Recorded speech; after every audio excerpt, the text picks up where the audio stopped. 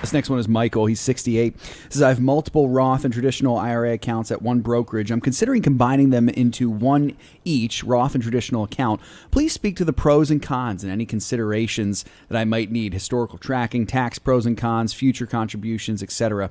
What do you think, Shanna? Okay, so he's 68, so that's an important piece of this this answer here too. There's actually quite a few things that you need to consider.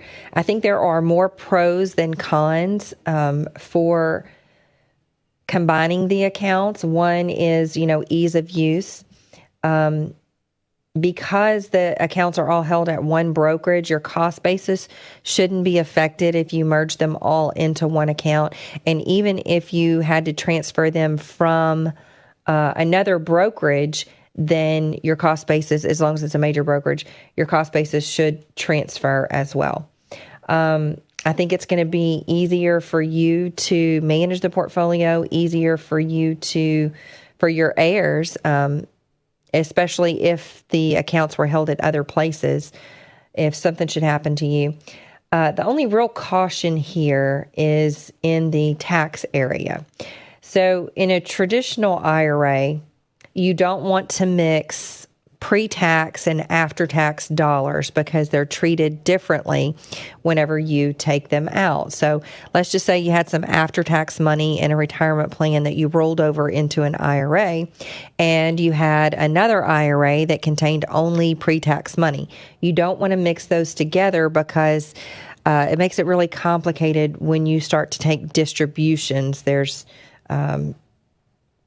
work that you have to do, historical work that you have to do on your taxes to make sure that you're not double paying taxes on the after-tax dollars that were in there. Same thing with a Roth is that if you have Roths that have been funded in a different way, let's just say that maybe some of them were just contributions, after-tax contributions that you just funded it with every year. And maybe you have another one that was rolled over from a Roth 401k plan. And maybe you have another one that was funded through a conversion of a traditional Roth.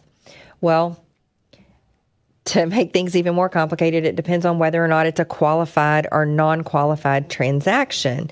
To be qualified means that you have to be 59 and a half years old, which Michael is in this case, over that 59 and a half year old mark.